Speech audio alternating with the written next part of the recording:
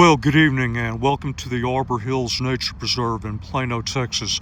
Tonight's exercise is a battery endurance test of the Wurkkos TD07 in high output level. I don't want to flash anyone coming around that corner, so I'm going to move the output over to the side here and start my walk. You've probably seen these tests before. We turn the light on and leave it at a particular output level. The number one thing I'm interested in is how long can we go and maintain a useful level of illumination for making my way across terrain.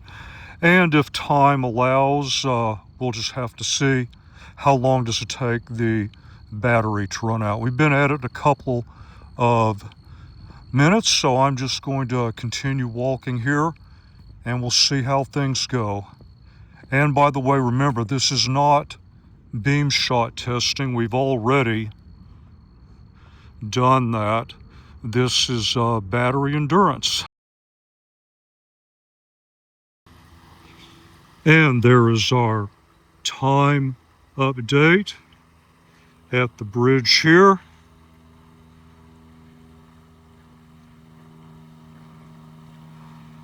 Back in that little area right there, I can still get about 40 yards line of sight, so we'll just keep on going.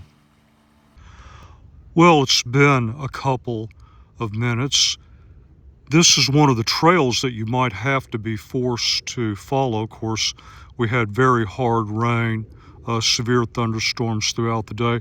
But look at the downrange here. It's still pretty incredible. Side to side, you have that same issue as you would with any thrower. You're going to have to probably move a little bit slower, sweep more side to side. But I just wanted to give you an idea of what this particular trail looks like at least under 10 minutes.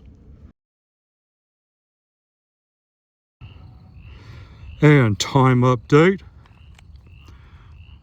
Tree line out there in the distance is a good 120 plus yards. I can light it up. I can tell that it's there. I could pick up eye shine. That's about it. Still pretty decent for this output level and candela at that distance for this period of time, given the battery. Well, you know the score, time to keep going.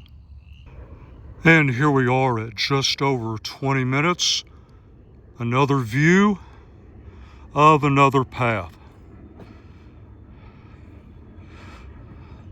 Glad I'm not following this path. I'd have so much mud on me. I would surely suffer the curse of Emotep when I returned home.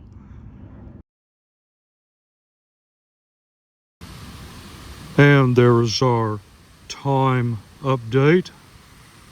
You've probably seen this area before.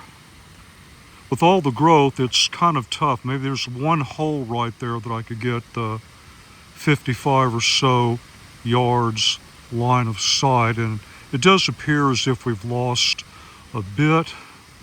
Let me pan around over here, around the tree.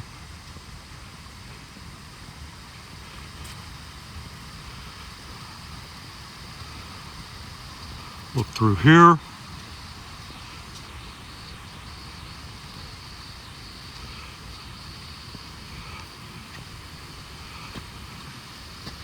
Still, if you're interested in downrange, that's pretty impressive even for a small light after over half an hour. Time update. Back to where we started. I'd say that looks pretty decent. Now, of course, it is darker than when we started.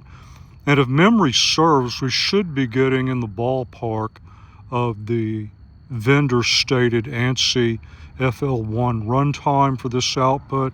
So I may take a couple minute break here, go down to the bridge, do a reference shot, and then come back here and stay pretty close to this general area for a while.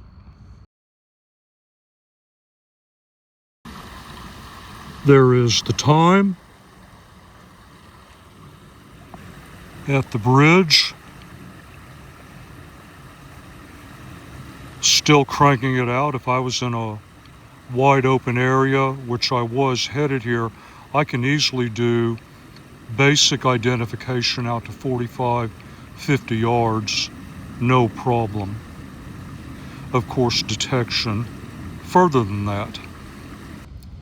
Barely 10 seconds after I finished that clip, we had a brief flash from the light.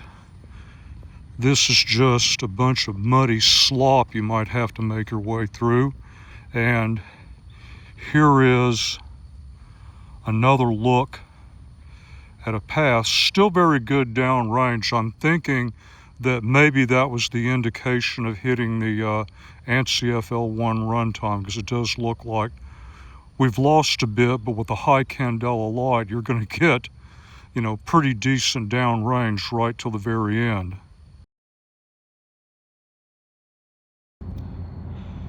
And we've crossed 1 hour.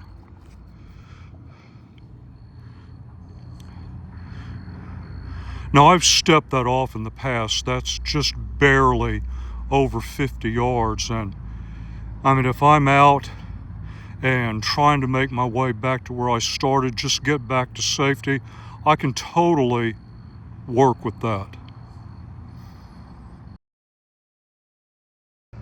There is the time. You need to subtract about 15 seconds. Without warning, the light turned off. So I guess you can crank it out for a solid hour, at least under these environmental conditions, and then, yeah, game over, like I said, without warning.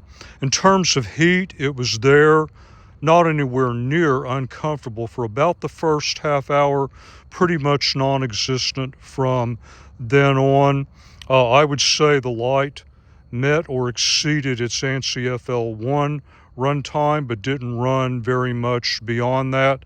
Every lighting system is different. Of course, this is why I like to run these tests and collect this type of data. Hope you found that useful, if not interesting.